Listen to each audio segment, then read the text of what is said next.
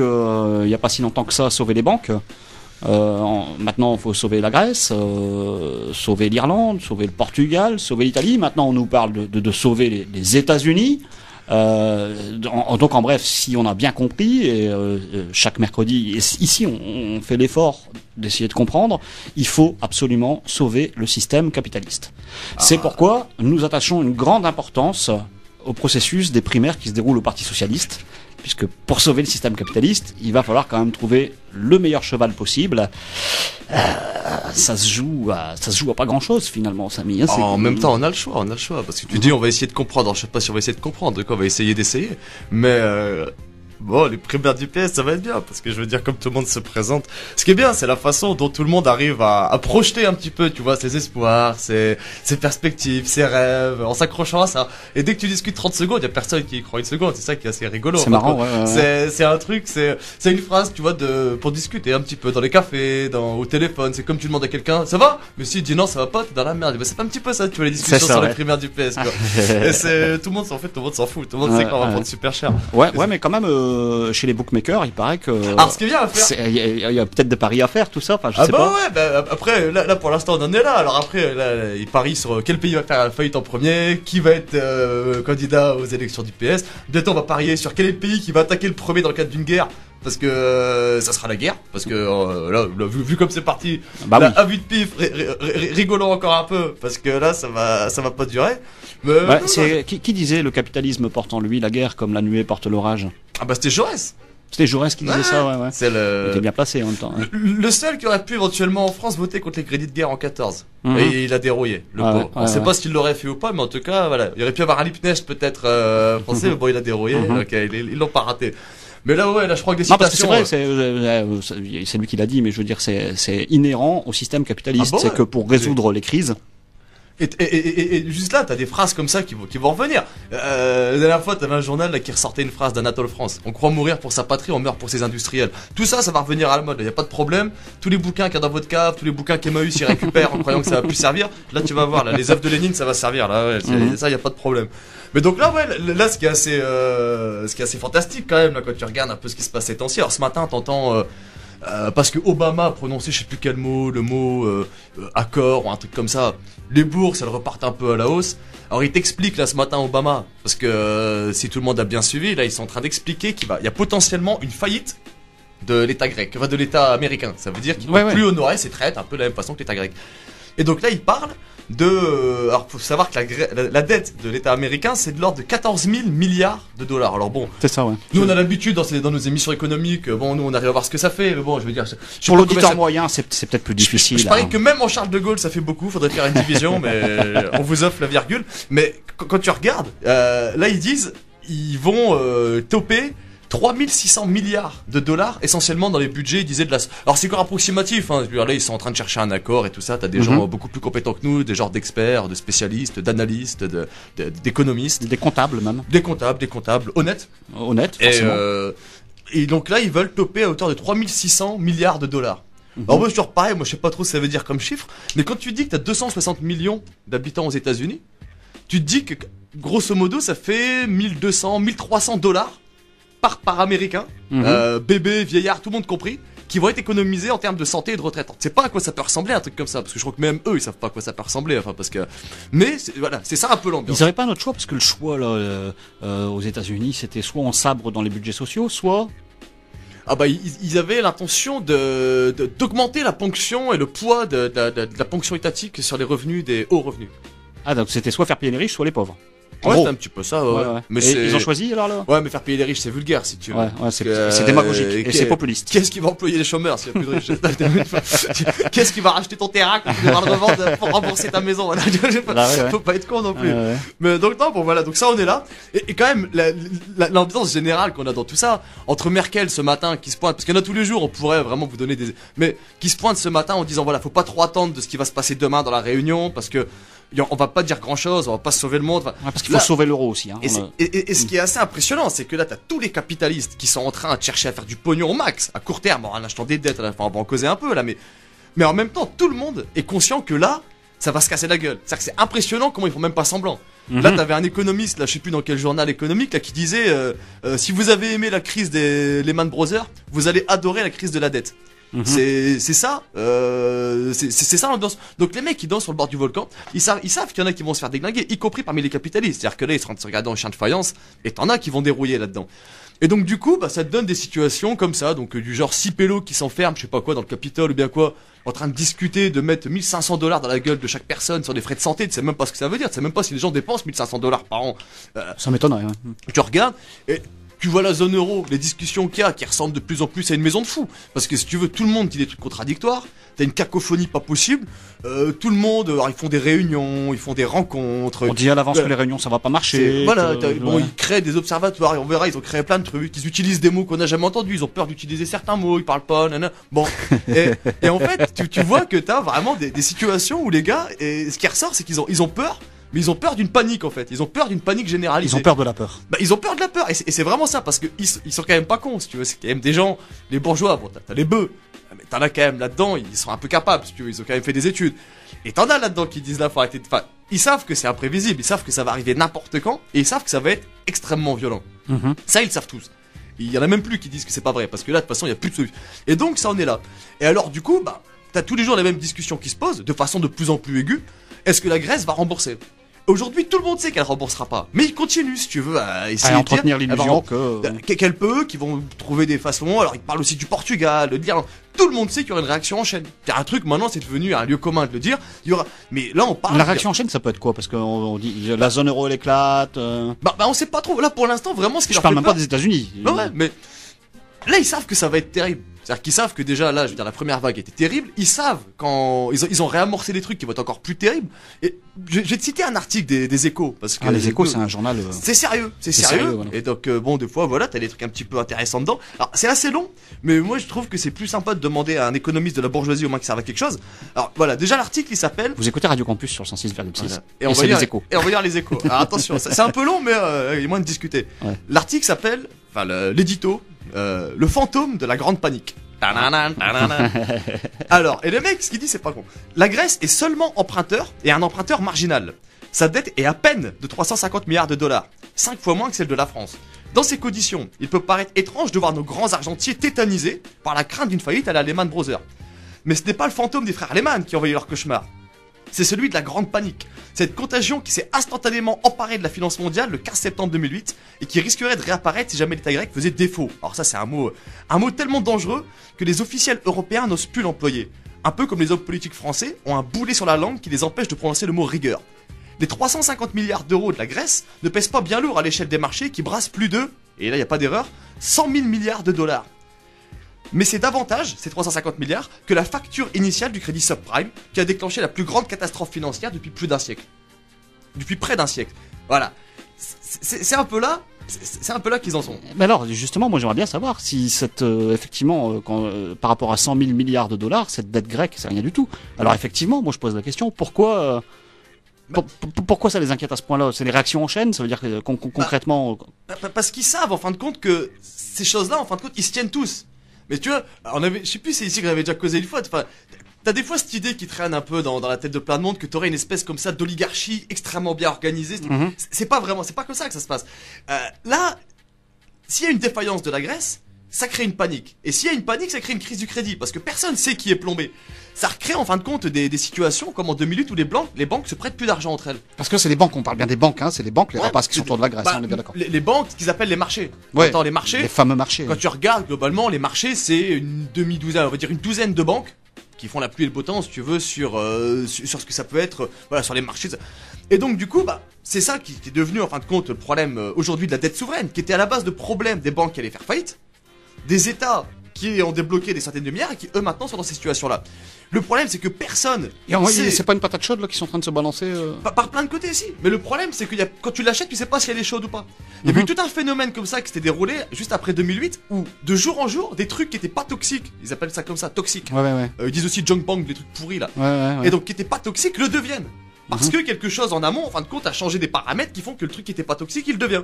Y compris des trucs qui pouvaient passer pour des trucs de père de famille. Mais dans cette panique là, il y en a qui doivent, à mon avis, doivent ramasser des. Bah, t'en as qui prennent du pognon. Mais juste là-dessus, ce qu'il faut voir, c'est quand même le côté irrationnel de tout ça. C'est-à-dire que c'est pas le fait que ça soit pas de la vraie économie, mais ce qui est irrationnel, c'est la réaction. C'est-à-dire qu'on en est là, ils en sont tous là. Et un truc qui montre un peu ça, parce que nous on aime bien avoir des exemples, parce qu'après on va encore dire qu'on dit des conneries. Mais tu vois le truc sur les agences de notation. Alors un truc qui est assez impressionnant. Moi j'ai vu que Moody's il surveille le triple A des États-Unis. Voilà. Ça m'a fait peur. Mais alors, quelque chose qui fait consensus dans la presse économique, c'est que ces agences de notation disent n'importe quoi. C'est-à-dire que tout le monde est d'accord pour le dire. Tu vois des articles partout, mais n'empêche, elles continuent, si tu veux, à faire la pluie et le beau temps. Alors que tout le monde sait qu'elles disent nimp.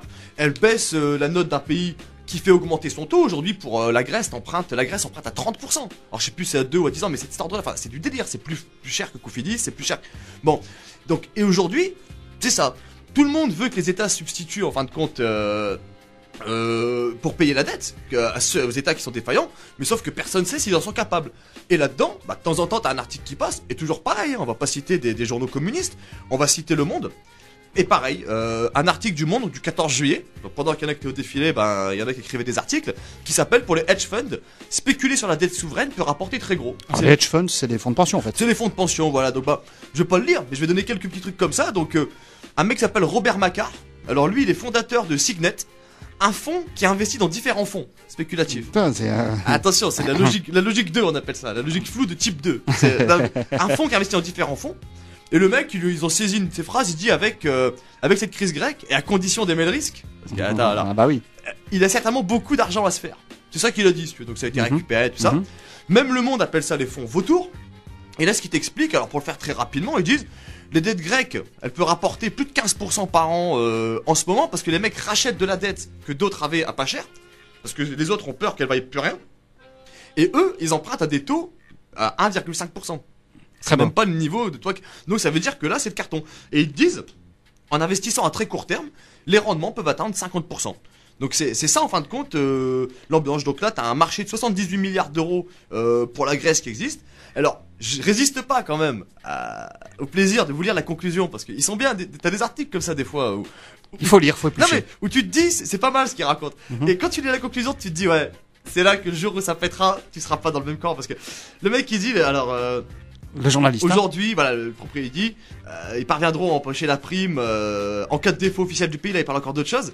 S'il arrive à les revendre plus cher, en faisant, par exemple, courir le bruit que le pays va droit à la catastrophe pour augmenter le prix de la prime d'assurance. Attends, faire courir le bruit. C'est-à-dire que là, t'en as que aussi la Grèce, elle va à la catastrophe, ça peut faire monter. Ça peut faire monter ceux qui sont assurés, on en reparlera après, mais contre les défauts de paiement, parce que t'as des assurances aussi contre ça. Donc tu fais courir le bruit. Alors ils disent, point d'interrogation, alors en faisant courir le bruit que le pays va droit à la catastrophe pour augmenter les prix de la prime, point d'interrogation. Et les journalistes, la méthode serait malhonnête. Mais les experts, soupçonnent certaines rumeurs d'être issues de financiers sans scrupules. Oh non, je peux pas y croire. Ouais, les rumeurs, ça vient pas de là. Un petit côté parano, quoi. Non, les rumeurs, c'est que Anne Mansouret et Tristan Bannon. C'est vrai. D'ailleurs, on va pas commencer là-dessus, parce que là, c'est ça dans le cadre primaire du PEST, on va s'amuser aussi, là. Putain, là, ça va être sportif. Et donc, voilà, donc, ça, c'est les dettes des États. Donc là, on peut en causer tant qu'on veut. Là, globalement, il y a personne qui sait exactement ce qui va se passer. Et puis t'as aussi les dettes des banques, parce que un des problèmes qui va exister aussi, c'est quand même des mecs qui sont tout le temps en train de se regarder et puis essayer de voir un petit peu. Enfin, c'est comme dans les films qui se passent en prison, tu vois, là où tout le monde est hardcore.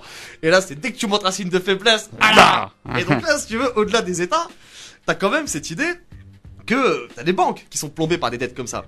Donc du coup, t'as de plus en plus une méfiance qui se développe vis-à-vis de ceux qui ont prêté du pognon à la Grèce. Alors là, pareil, hein, une petite citation, on va quand même pas s'emmerder. Le Monde. Toujours. Le Monde, non, la presse sérieuse. Alors, elle est un peu longue. Il dit, si les banques européennes et françaises en particulier connaissent à nouveau des jours difficiles en bourse, c'est d'abord parce qu'elles sont parmi les plus importants créanciers de la Grèce. Leur exposition. Ça c'est intéressant, faut s'y arrêter 2 minutes. C'est-à-dire que ceux qui ont les banques françaises, elles sont carrément mouillées. Les premiers créanciers de la Grèce, c'est les Français, les banques françaises. C'est BNP, enfin qui là. Et après il y a les Allemands aussi, non? Deuxième, c'est allemand. Ouais. Et c'est en général, c'est les gros impérialismes. Hein. De toute façon, je veux dire, tu dois avoir un peu l'Italie, tu dois avoir un peu la Hollande aussi, les Pays-Bas. Mais globalement, en Europe, c'est systématiquement la France. Alors c'est la France et l'Allemagne. T'as aussi un peu l'Angleterre qui est présente dans ce truc-là, mais c'est beaucoup la France et l'Allemagne. Allemagne, ouais. Donc si on avait par exemple un gouvernement qui serait au service des capitalistes, admettons, hein, en France, par exemple. on pourrait supposer que les prises de position dites politiques de Sarkozy ou de Merkel, c'est en fait des prises de position pour défendre leur banque, c'est ça? Ah bah t'es en plein dedans. Oh merde! Ah bah on s'est fait eu. Oh merde, on s'est fait avoir. Hein. Ah ouais, si, Ah bah si on aurait su. Et pourtant ils nous l'ont dit, hein. On aurait voté pour Valls au primaire. En fin de compte. Ou pour Dupont-Aignan. Parce que moi ça aurait été des francs.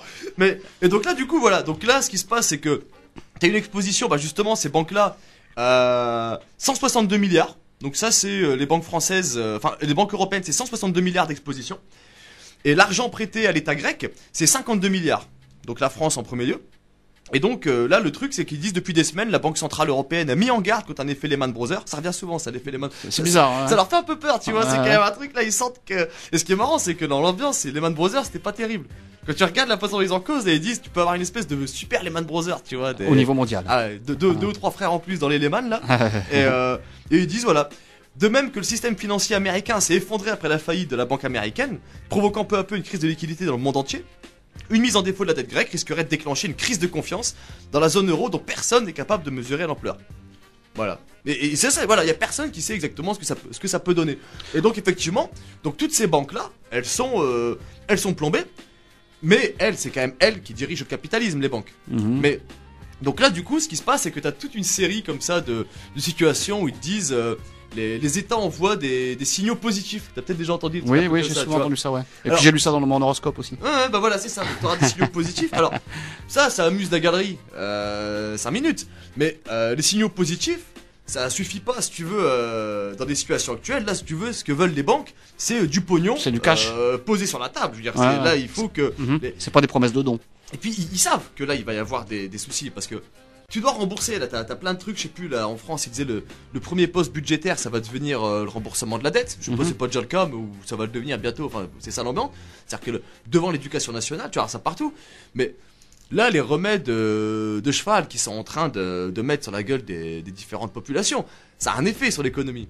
Il n'y a pas besoin d'être diplômé de HEC pour comprendre que si tu fous tout le monde au chômage et que les gens n'ont plus de salaire, il va avoir du mal à acheter toutes les merdes. Le capitaliste qui veut vendre, je sais pas moi, des steak country ou qui veut vendre n'importe quoi, des bagnoles. Bon bah lui, il va aussi avoir un vrai problème. Toute la contradiction du capitalisme, elle est dans ce que tu viens de dire en fait. Hein, ouais, une partie de ce truc-là, ouais, c'est ça, bien sûr. Et donc, ils savent pas le résoudre. Ils peuvent pas le résoudre. Le crack, il est latent en fait. Le crack, il doit arriver à un moment ou à un autre. Et il tombera comme on appellera ça un jeudi noir ou on appellera ça la Grèce, mais en vérité, c'est tout un système. Les 100 000 milliards de dollars dont tu parlais, qui à un moment ou à un autre doit s'effondrer. Bah, c'est-à-dire que le problème, c'est que là, les sommes qui sont en train de circuler au niveau de ce qu'ils appellent les marchés, c'est des sommes il n'y a pas de correspondance avec la réalité de l'économie productive en fait, qui est en dernière analyse celle sur laquelle il faut raisonner, parce que sinon tu peux pas comprendre quoi. Tu vois, c'est parce que les statistiques tu peux toujours les truquer, tu vois, mais là tu regardes ce qui va se passer, c'est que systématiquement dans les périodes de crise, qu'est-ce que c'est les crises en capitalisme? C'est simplement des périodes où tu vas avoir un réajustement.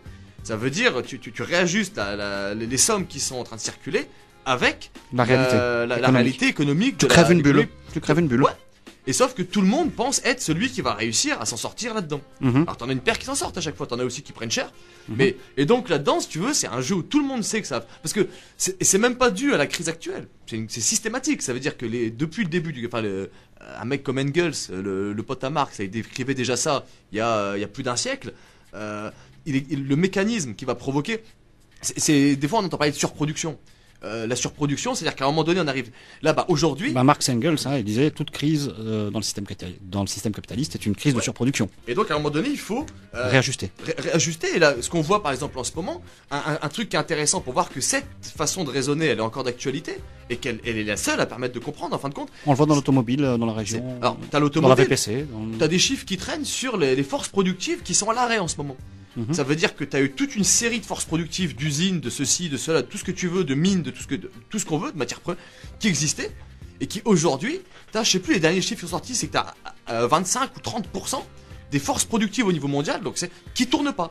C'est-à-dire qu'on est dans une phase où il y a eu trop de production, c'est un peu le problème avec les baraques aux États-Unis, où il y a eu une surproduction de maisons, et donc du coup tu arrives à des situations où tu n'as plus de marché solvable derrière, tu n'as plus personne pour les acheter, et c'est ça, donc tu as des réajustements, tu as le réajustement par la crise. Et puis, tu as le prolongement de la crise qui peut devenir des guerres. Ça, de toute façon, c'est quelque chose qui s'est déjà produit plusieurs fois. Ça n'a pas été un hasard. On a quand même maintenant suffisamment de recul pour voir ces mécanismes-là. Alors, ils n'en sont pas encore à parler de ça. Mais on est aussi dans une question qu'on appelle la question de l'impérialisme aussi. Ouais. Hein, et notamment avec une grande puissance à la tête du système capitaliste, une grande puissance qui est dans une situation en même temps très délicate, les États-Unis d'Amérique, et le rôle du dollar. Le rôle du dollar dans tout ça. Si tu veux, les États-Unis, ils ont quand même un avantage fondamental là-dedans, c'est qu'ils peuvent produire leur propre monnaie. Et ça, c'est quand même quelque chose, en fin de compte. Une monnaie mondiale. Alors, une monnaie, ouais, qui est reconnue pour les échanges. Alors, l'euro, il est pas mal reconnu aussi. Hein. C'est-à-dire que là, ça vient, ouais. Mais là, aujourd'hui, ce qui se passe, en fin de compte, récemment, les États-Unis, ils ont fait un truc. Tiens, je vais te poser une question. Qu'est-ce que c'est un plan d'assouplissement quantitatif? Est-ce que tu sais ce que c'est un plan d'assouplissement quantitatif? Rien à voir avec soupline, non. Ouais, ça pourrait être ça. Assouplissement qualitatif. Quantitatif. Quantitatif. C'est pas encore hegelien, mais peut-être qu'on aura bientôt. Ça veut dire qu'ils vont faire tourner la planche à billets, non? Ouais.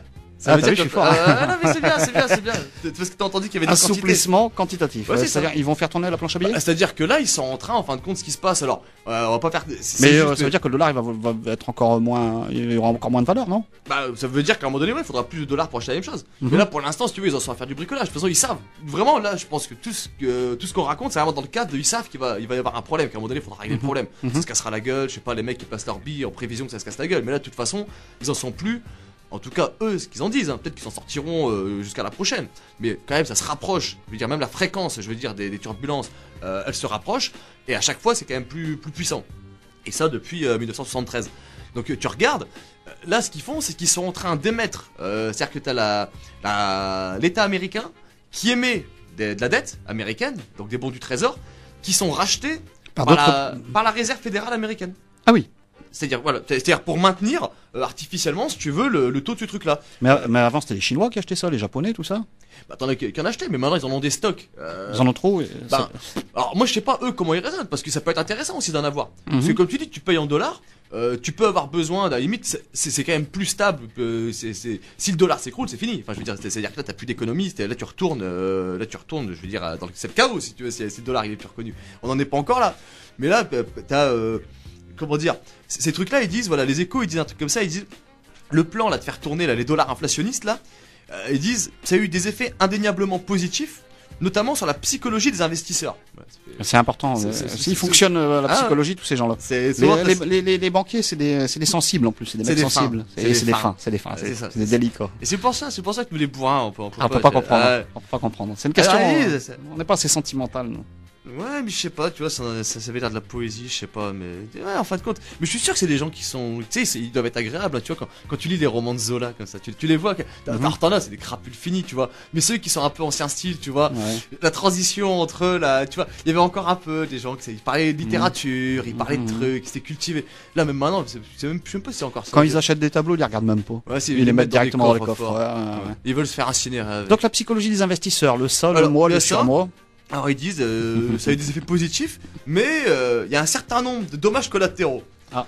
Et alors ils disent quoi? Ils disent l'afflux de liquidité, c'est-à-dire tous ces dollars, si tu veux, qui sont en circulation. Ça favorise quoi? Ça favorise des bulles. Comme tout le temps, des bulles. Alors des bulles sur les actifs risqués, forcément, parce que les mecs, ils sont en train de vouloir, à coup de dollars, huiler un peu, si tu veux, la mécanique, pour pouvoir. Et du coup, t'as tous ces milliards de dollars que tout le monde cherche à placer. Ça on pourra en recauser là, mais parce que de toute façon il faut que ça soit placé. De l'argent qui dort, enfin ça veut rien dire. Si tu veux, c'est quand tu dors t'es mort. C'est-à-dire que pendant que toi tu dors, l'autre il dort pas. Et donc du coup ça crée. Alors t'as des bulles au choix. On avait déjà parlé ici des bulles sur l'alimentaire. En ce moment t'as une famine au Kenya. T'as en partie ce problème là qui se pose. Tu vas pas me dire que c'est un rapport. Moi je pensais que c'est la sécheresse. Ouais, t'as une sécheresse. Apparemment t'as des réserves. Une sécheresse ça peut être un truc sur lequel tu peux spéculer aussi, parce que s'il y a sécheresse, donc ça veut dire que les gens, il y a une demande, une demande de grains. Ouais, tu spécules sur tout. Ouais. Et là aujourd'hui, tu regardes, alors au Kenya c'est particulièrement visible, mais de toute façon, je veux dire, t'as des situations en permanence. Je veux dire, tu regardes les évolutions, que ce soit du riz, que ce soit du soja, que ce soit du blé, ça se joue à la bourse. T'as des quantités largement suffisantes pour tout le monde, mais qui sont stockées sous forme de papier. Enfin, et donc là tu le vois. Moi je conseille à tout le monde de revoir le film Le Sucre.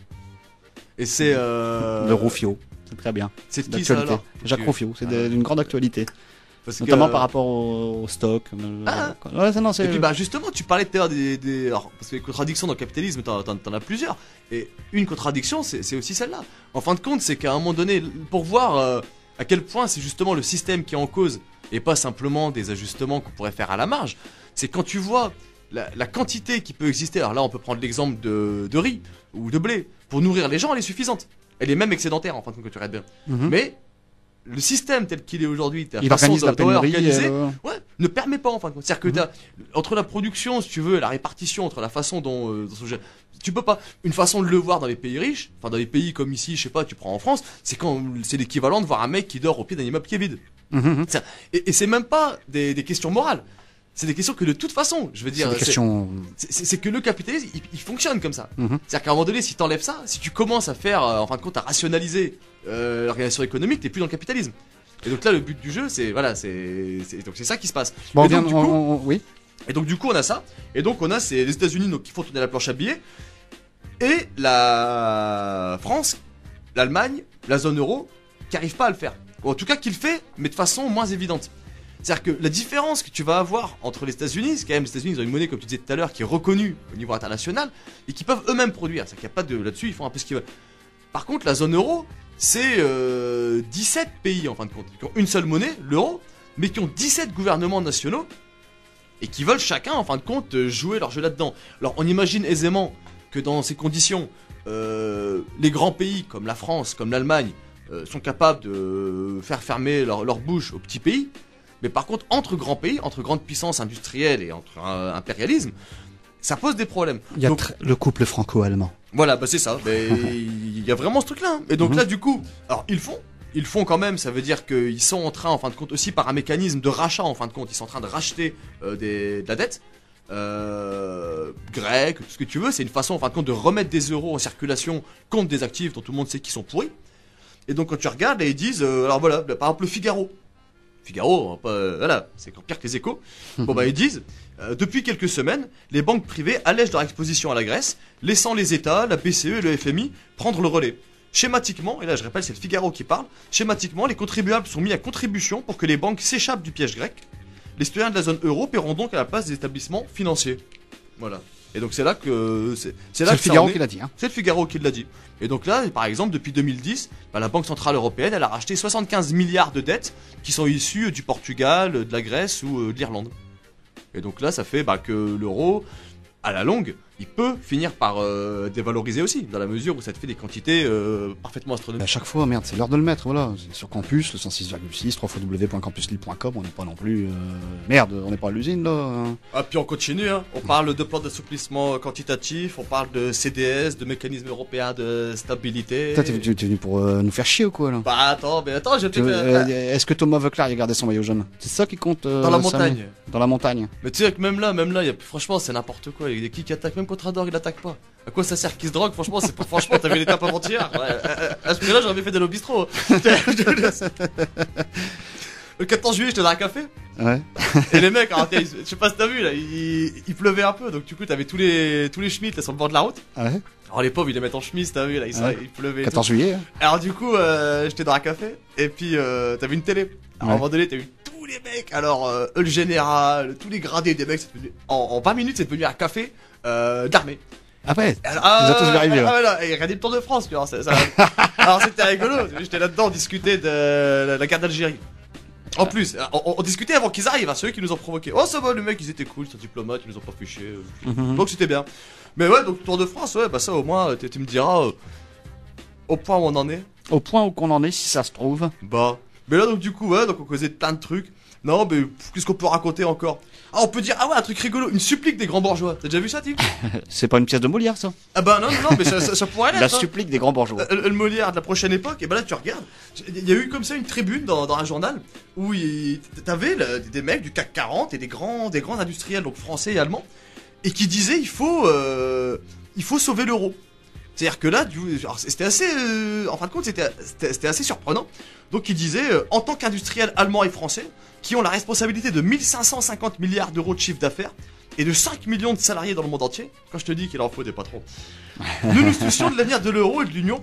Et donc du coup, ils te font une espèce comme ça de requête, de supplique, Mais à qui? C'est eux qui aux décident, dirigeants européens. Ah oui, justement. ouais. Ah ouais. Dirigeants européens en disant il faut Faut tout sauver faire l'euro. pour sauver l'euro, ouais. Alors tu te dis merde, c'est quand même bizarre, parce que comme tu dis, c'est eux qui décident.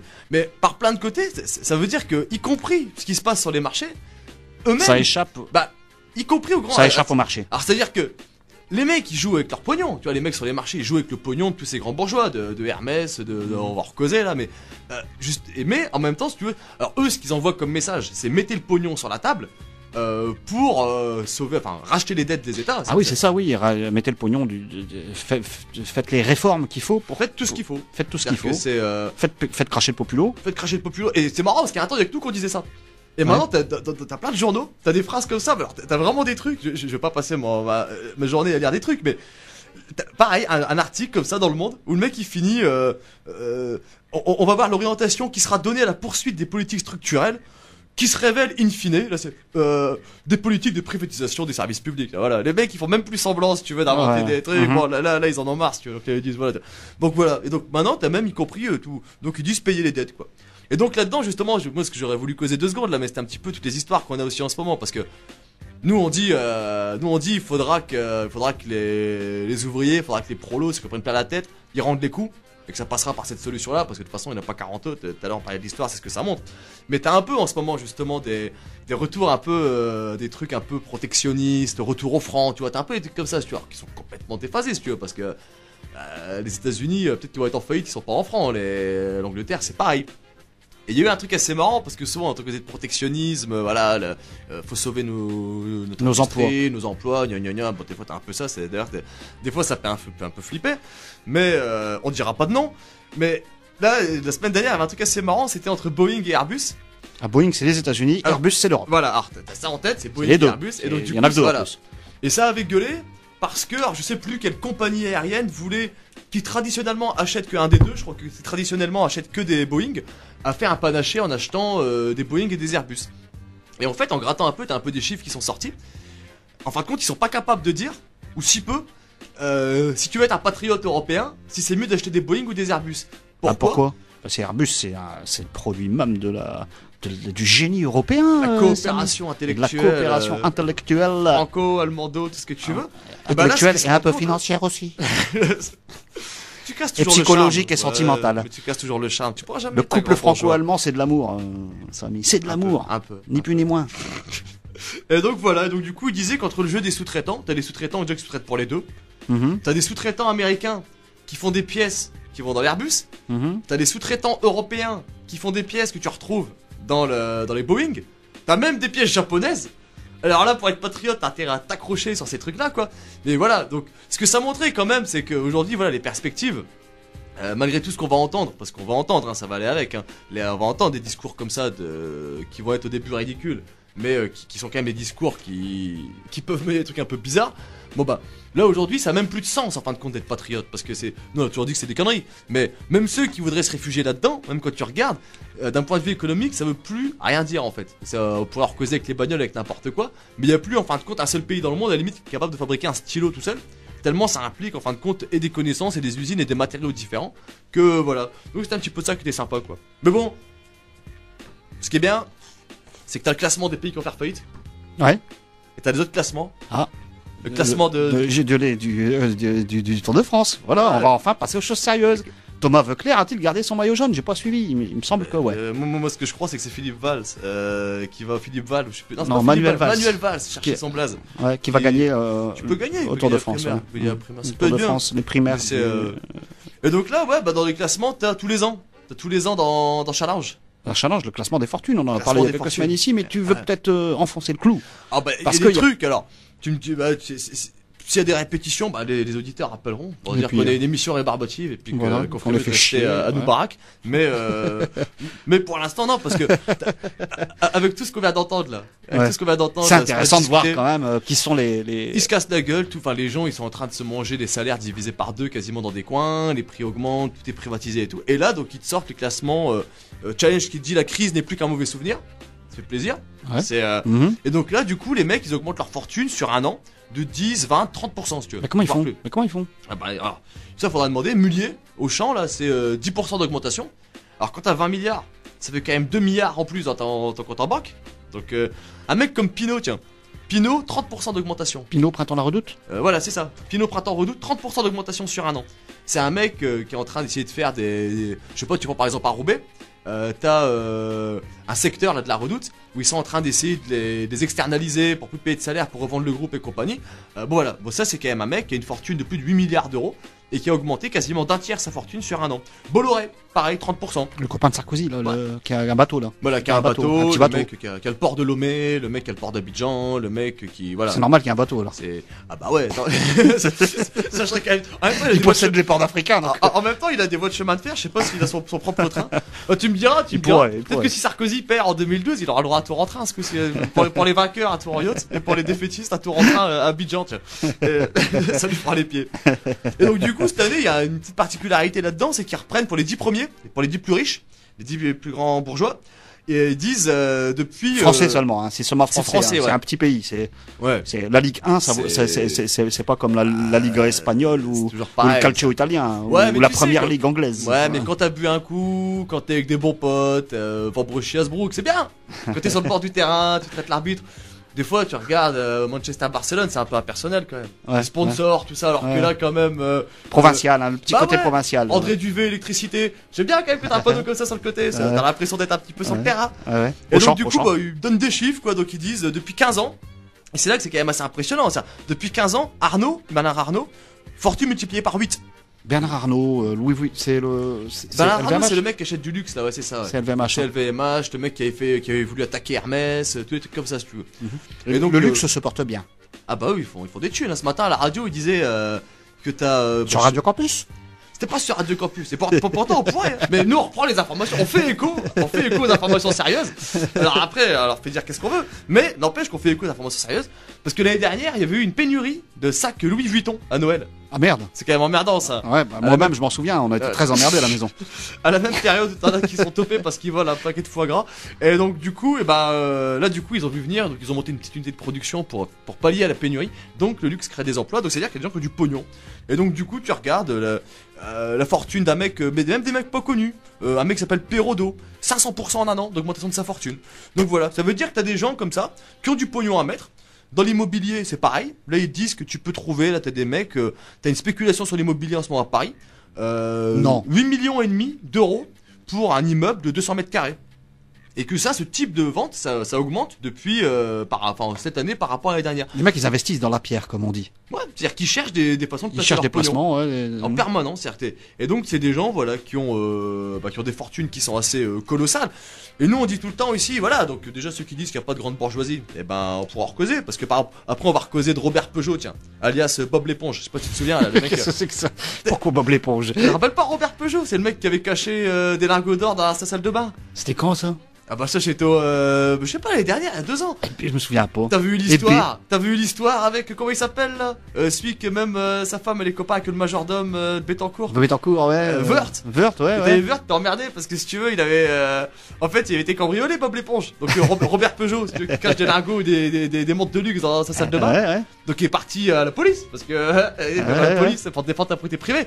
Sauf que le mec, il avait pas tout déclaré. Qu'est-ce qu'on lui a volé? Mhm. Tous des lingots et tout ça, c'était pas déclaré aux impôts. Donc t'as Wörth qui lui a quand même dit bon Bob, on va s'arranger, mais si tu pouvais refaire ta déposition en essayant de pas dire que t'avais des millions chez toi en lingots d'or. Donc voilà. Et donc ça, Ils ont retrouvé les lingots d'or ou pas? je sais pas. Ah bah ouais, mais. En même temps, tu me diras peut-être que les voleurs ils se sont fait arnaquer par un plus gros voleur, par la banque, peut-être. Ouais, non. Et donc, ça Parce veut que dire que- les voleurs, c'est pas toujours ce qu'on croit. En fin de compte. Je vous invite tous à essayer de revoir le film Le Sucre de Jacques Rouffio. Et puis quand tu vois, voilà, moi, quand j'ai vu cet article-là, ça m'a fait penser à un petit quelque chose quand même, parce que tu vois, ils te causent là avec des fortunes de 20 milliards ou je sais pas quoi. Bon, sur quoi ils font leur pognon. Et l'année dernière, il y a quasiment Moi, je dis quand un même an. que ces gens-là qui ont des fortunes de 20, 30 ou je sais plus en milliards là que tu dis là, je me dis c'est qu'ils en ont besoin. Peut-être ils ont peut-être des besoins qui sont plus importants que les nôtres. Ouais, mais comme disait le deuxième plus petit des Teletubbies, qu'est-ce que tu peux faire avec 5 milliards, tu peux faire avec 1 milliard. Mmh. Mais moi, peut-être que c'est la méchanceté. Hein. Tu crois? Je sais pas. En même temps, ils ont toujours des beaux habits. Hein. Ils ont des trucs bien quand même. Mmh. C'est des fusées. Mmh. Mais quand tu regardes, ouais, c'est vrai, je sais pas, c'est. Peut-être que. Et dans le lot, t'as des grandes familles aussi, des mecs que j'aime, un peu comme Pétancourt. Ils méritent tout ça. peut-être. T'en as, Ils méritent. Peut-être. Ils méritent. Que nous on mérite pas. Ils ont l'instinct, l'œil du tigre. L'œil du tigre. Ils ont bien travaillé à l'école peut-être. Peut-être. Ils ont bien travaillé En à même temps, l'école. ils sont dans des écoles où tout le monde travaille bien. Tous ceux qui vont dans leurs écoles, ils sont tous riches. Vous avez bien un problème de gens, c'est un problème d'école. En fin de compte, quand tu regardes bien. Et donc là, de l'autre côté de la médaille, parce que t'as quand même ceux qui bossent pour eux. Mais ça m'a fait penser à un article l'année dernière. Qui était il y a un an, il y avait une grève là, au Bangladesh, là, il y avait un article justement. Oh non, c'est plus glamour là. Ouais, mais On passe du classement de challenge à une grève au Bangladesh, non? Oh, c'est un petit peu Non mais glamour. Samy, là il y a un entrechoc là, je sais pas. Ouais, dans- mais je- Bangladesh, je sais pas, c'est Non un mais peu le Bangladesh bien, c'est la merde. D'abord ça va disparaître Ouais, avec le puis réchauffement climatique et tout, ça Slumdog va Millionnaire, disparaître. c'est un peu bien aussi. Attends, c'est un peu à la mode. Hein. Ah ouais? T'as un peu des riches maintenant là-bas. C'est vrai? Ah ouais, ils achètent des trucs Bon, Vuitton et et tout. c'est une histoire de riche ou pas? Bah non, c'est une histoire justement, là c'est pour te montrer un peu le niveau de discussion là avec leur Ah. truc. Au Palmarès. Bangladesh on fabrique Alors, pas mal d'habits, Bangladesh- peut-être même des habits de luxe. Alors justement, ils étaient l'année dernière en grève, donc des trucs genre qui bossent du textile pour Carrefour, pour Ah c'est Zara, ça, ouais, c'est ça. Ouais, pour- ouais, pour ouais, des ouais. grands groupes capitalistes. C'est que si ça, Et si ça se trouve, on regarde notre chemise là, si ça se trouve c'est En made fin in de compte, Bangladesh. En fin de compte, on aura même pas honte. Oh non, Parce qu'en attends, on n'a pas d'argent, qu'est-ce que tu veux que je te dise? On peut bien de la bière belge, alors franchement, on est plus à ça près. Merde, j'ai pas d'étiquette sur celle-là. Mais je suis sûr que c'est Bangladesh. C'est la réduction des Quand coûts. il n'y a pas d'étiquette, c'est encore plus loin que le Bangladesh. Bangladesh, ils le mettent maintenant, ils osent le mettre. Et donc là, tu regardes, ils s'étaient foutus en grève, parce qu'ils gagnaient 19 € par mois. À comparer avec pour 12 heures de travail par Bah, jour. peut-être qu'ils mangent pas beaucoup. Hein. Alors 10 heures de travail par jour, 6 jours sur 7. Et donc justement, ils avaient mis sur place, alors tu vois ici quand t'as des grèves, t'as toujours une commission, je sais plus quoi, un truc tripartite ou quoi. Un médiateur et tout. Voilà, un médiateur. T'as l'équivalent là-bas. Ouais. Donc ils avaient monté, si tu veux, une commission des salaires pour fixer de nouveaux salaires. Donc ils gagnaient 19 €. Hein. Et les mecs, ils ont fait quoi? Ça c'est en 2010. Hein. Donc ils ont calculé le nombre de calories journalières dont a besoin un ouvrier pour survivre. Ils ont dit ça fait 3200 calories par jour, soit environ 27 € par mois. Et ils touchent 27 euros. Et ils gagnaient 19 €. Donc maintenant ils gagnent 32 €. Ouh. Je sais que pour aller jouer au Ça se tiercé, porte- ils vont aller boire, c'est ça. Non mais, Non, pour la mayonnaise. mais tu te dis, voilà, tu te dis là, les mecs ils calculent le nombre de calories pour pas mourir. Et ça c'est le capitalisme. Et c'est après Gérard Mullier et Tutti Quanti qui nous emmerdent, voilà. Ouais, mais Gérard Mullier, je suis sûr que si on calcule sa ration alimentaire, quotidienne. calorique quotidienne, je suis sûr qu'on arrive quand même. Ils ont des plus grands besoins, Ouais, puis ils Samy, voient pas- c'est ça que tu vois pas. Ils boivent pas du coca non plus. On boit pas. Non, c'est. Ou alors des grands crus. Ouais, le grand cru de coca, ouais. Mais Coca-Cola, cuvée spéciale. On va s'amuser avec ça. Bon, on va se retrouver après. Ouais, c'est l'heure de mettre sur Radio Campus 106,6, www.campusstyle.com, et on est là pour faire chier les Aoussiens, c'est-à-dire ceux qui sont pas les juilletistes dégagés. Donc il reste que les Aoussiens à faire chier, Samy, avec des conneries, puisque Tu me finalement diras, avec Internet, on peut me faire chier. on peut faire chier à distance. Non, parce que c'est vrai, ça, tu regardes dans les autres médias, ils en parlent vite fait, hein, toutes les petites conneries dont tu parles. Là. Parce que je veux dire, il y a quand même, je sais pas si t'as vu, il y a une fillette qui s'est fait défigurer là, par un chien méchant. un chien méchant, ouais. Récidiviste. Bah, sur France 2, ils en ont parlé, ils ont interviewé des témoins, après ils ont invité une vétérinaire pour parler, parce qu'en fait le chien, on pouvait se douter qu'il allait faire ça. Enfin, ça c'était la question, parce qu'il y avait déjà... vétérinaire Ouais, exact, ouais. qui disait faut pas le laisser se sentir fort. Ouais, non, mais elle disait aussi, ouais, parce que le journaliste, si tu veux, il posait des questions importantes. Il disait, ouais, parce qu'en fait, ce chien-là, il avait déjà mangé son maître avant. Il avait été retrouvé, C'est vrai. son maître était mort. Et depuis 15 jours, ce pauvre chien, ça faisait 15 jours qu'il n'avait pas mangé. Et il a commencé à dévorer le cadavre. Et donc le journaliste s'est posé la vraie question, quoi. C'est-à-dire, est-ce qu'on pouvait pas se douter quelque part donc la famille a porté plainte contre la SPA, parce que voilà, est-ce qu'on pouvait pas se douter que... Est-ce que le chien a violé son maître? Est-ce qu'il est nécrophile? Est-ce qu'il est zoonécrophile mais inversé par rapport à ce que je sais pourrait pas. être Mais il y a peut-être des circonstances atténuantes. Il C'est un paraît mage. que Dominique Strauss-Kahn aurait rencontré le chien. Voilà. Parce qu'il y a ça aussi en ce moment là. Là t'as des histoires. Non mais là pour l'été c'est bien, on dirait qu'ils l'ont fait exprès si tu veux. Même les élèves, il n'y a pas de coupe du monde, il y a pas de se marrer quand même. Ouais. C'est plutôt bien. Je sais pas combien de temps il a gardé son maillot jaune. Mais bon, en Strauss-Kahn. tout cas, là, en tout cas, voilà, bah, nous, on continue, à parler de trucs, Ah ouais, des ouvriers par exemple. Des Par ouvriers exemple. dans l'automobile. Bah, là. Le 7 juillet, il y avait une manif à Valenciennes, on s'en a Ah. fait l'écho ici. Et bah, de toute façon, comme vous l'avez vu, là, depuis le début de l'émission, chers auditeurs, nous, ce qu'on cherche à faire, c'est quand même à montrer que là, au point qu'on en est parti, on a des crises qui ont déjà été expliquées au 19e siècle. On a des grands bourgeois qui calculent le nombre de calories qu'il faut à un ouvrier pour pas mourir, pour lui donner juste le bon nombre de calories pour que le lendemain matin il soit au boulot. On parle de, je sais pas, de grande bourgeoisie, et souvent on nous le reproche. On nous le reproche, Souvent. je sais pas. Dans la rue, Il y a des des fois. gens qui nous prennent pour des médisants, Ouais. qui disent oui, Radio Campus 106,6, vous êtes caricaturaux, dès qu'on vous écoute, vous parlez de grands bourgeois, vous parlez de prolétariat, vous passez des chansons de Coluche, donc, mais nous, justement, on persiste et on signe. Parce que, quand même, là, tout à l'heure, on parlait de Bob l'éponge, et là, en ce moment, t'as un plan comme ça, chez PSA. Alors PSA, c'est Peugeot Citroën, ex-Peugeot Citroën, t'as le plan avec, il y a aussi Seven Nord, donc qui est une espèce de joint venture, une joint venture entre Fiat et PSA, et une usine aussi à Madrid. C'est 15 000 personnes apparemment qui risqueraient de sauter. Alors ça, on l'a pris par la bande en fait. C'est un plan secret. Mais en fait, il y a une fuite. Il y a une fuite. Il y a eu une fuite. Alors c'est la CGT qui est sortie le dossier. Alors on sait pas trop comment c'est arrivé. Est-ce que c'est une erreur d'aiguillage en fin de compte dans les mails, ou est-ce que c'est un cadre qui a voulu faire fuiter l'information parce que peut-être qu'il a des enfants qui bossent comme ouvriers à Seven Nord, je sais pas. Mais bon, ça a fuité. Et ce que ça permet de voir quand même, c'est que là, justement, c'est aussi caricatural. Malheureusement pour messieurs nos détracteurs, mais que nous on peut le dire. Le système est caricatural. Bah, c'est-à-dire que là, ce plan secret, c'est Ah bah, ce qu'on voit, c'est que la bourgeoisie, elle a un état-major. Comme t'as un état-major militaire, t'as un état-major qui décide. T'as des grandes familles bourgeoises. Voilà, on le dit des fois, on le dit c'est caricatural. La famille Peugeot, qui a augmenté ses profits aux États, qui décide de foutre 15 000 ouvriers à la rue. C'est ce qu'on disait tout à l'heure, c'est de réduire on est en crise de surproduction, donc c'est de réduire la voilure, c'est de et de ramasser plus de pognon sur ce qui reste en fait. Bah, c'est-à-dire que là, de toute façon, ceux qui vont être virés, voilà, ils auront plus qu'à aller pointer au chômage et puis ils seront traités de fainéants par Vauquier d'ici quelques mois, ou de je sais pas quoi de parasites. Et puis les autres, l'usine de Poissy. Parce que t'as Aulnay, t'as Poissy en fait, et ils veulent ramener. Parce que ce qui se passe, c'est que là ils sont en train d'essayer de tout optimiser en fait. C'est-à-dire que c'est ça en fait. Est-ce que tu veux que je te donne un petit extrait de 2-3 petites phrases? On va voir si t'es fort, tiens, en optimisation des usines. Alors, là, dans le rapport secret, ils disent il faut formater l'outil industriel. Ça veut dire quoi? Ah bah ça veut dire qu'il faut supprimer à mon avis, hein. Il faut supprimer des sites. Ouais. Il faut supprimer de l'emploi pour que le profit soit toujours au minimum. Ouais. Alors, deuxième attention. Ouais. Qui veut gagner sa place, je sais plus quoi. Adapter les capacités pour de meilleures performances. Ah bah ça veut dire presser davantage le citron et notamment les travailleurs. Ah ouais, non mais ça fait plaisir. T'es pas notre chef pour rien, ça va. Oh putain, j'y crois pas. Allez, pourtant je suis tendu, j'ai le crack. Hein. Un dernier, parce que là attention. Attends. Là, c'est bon, t'es prêt? Fais gaffe, tu transpires un peu là. Attends. Optimiser la supply chain. Putain, la supply chain. À mon avis, je sais pas, hein, peut-être je dis des conneries. Supply chain, je vois pas trop ce que c'est en anglais, mais à mon avis, optimiser la supply chain, ça veut dire qu'il doit y avoir pas mal de sous-traitants. C'est ça? Ah ouais, j'y crois pas. Il doit y avoir pas mal de sous-traitants et ils veulent rentabiliser, réduire au minimum les coûts. C'est bon, c'est toi qui vas gagner les primaires du PS. Laisse tomber. Mais moi aussi j'ai des besoins. Moi aussi je pourrais être donc très riche puisque j'arrive à maîtriser leur truc. J'arrive à maîtriser leur truc et j'ai besoin de calories. Je vais t'en dire une dernière. Pourquoi j'aurais pas 20 milliards moi aussi? Non, tu l'auras pas celle-là. Je suis dégoûté là, j'en ai marre. Qu'est-ce que je fais ici moi? Moi je te dis c'est pas ma place. Une dernière phrase. Ouais. Tu vas me dire ce qu'elle veut dire. Non, parce que là, attends. Là, j'étais parti pour faire un topo quand même sur PSA, mais là, c'est plus possible. Attends. Là, faut que je te trouve un truc. Ah ouais, attends, là, j'en ai un bien. Là, je pense qu'il y en a deux.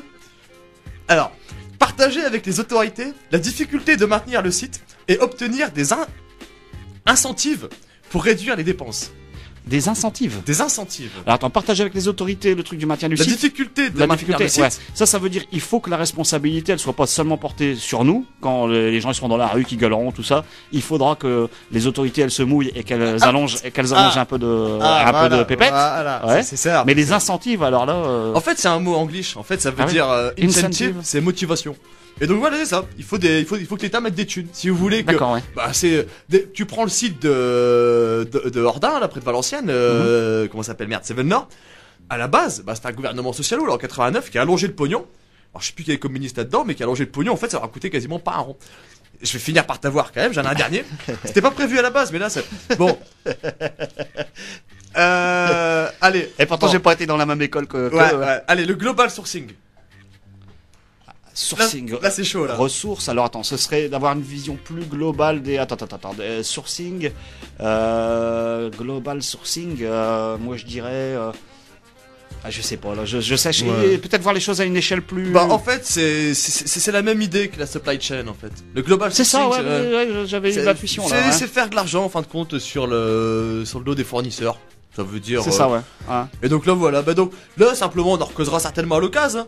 Mais là donc du coup ce qui se passe là en ce moment avec les sites PSA et tout ça, c'est qu'ils vont apparemment ils veulent fermer celui de Aulnay et ils veulent simplement en fait le déplacer sur Poissy en faisant tourner les machines plus longtemps. Ça veut dire l'idéal pour un capitaliste, de toute façon c'est toujours pareil. Hein. C'est que ça tente à C'est s'arrêter. faire tourner l'usine 7 jours sur 7, H24. Et donc là ils n'en sont pas encore là, mais c'est vers ça qu'ils vont essayer de tendre en fin de compte. Et donc du coup bah ce que ça montre quand même ça c'est que les sales coups qui se préparent, là les gars ils sont organisés, ils ont décidé de cogner fort. Des rapports comme ça t'en as un de temps en temps qui sort, mais ce qu'on peut quand même dire en dernière analyse c'est que partout tu dois avoir les bourgeois qui réfléchissent comme ça de comment ils vont continuer à écraser les ouvriers. Ce qu'il faudra, bah, c'est rendre ça public partout. Et puis, bah, de toute façon, ça sera certainement une perspective pour la les périodes rentrée. qui viennent. Bah, Pour la rentrée, on par aura exemple. plein de trucs à raconter. D'ici là, t'as plein de boîtes qui auront fait faillite, des Allez, banques. ouais, et puis Thomas Voeckler, il a des peut-être gagné guerres. le Tour de France. En plus, ça Kadhafi se leur trouve. envahit la France. Voilà. T'imagines un truc comme ça? Ouais, bah. Parce que là, quand même, nous, on est quand même fort pour taper sur des pays qui sont faibles. Là, derrière, t'imagines Kadhafi qui aurait une arme secrète, tu vois. Il serait capable. Et t'imagines, on se ferait envahir par la Fourni par la France. et on donnerait une colonie de la Libye. C'est vraiment ça. Allez, à la prochaine. Vous retrouvez la semaine à Cuba dans quelques Tchuss. instants.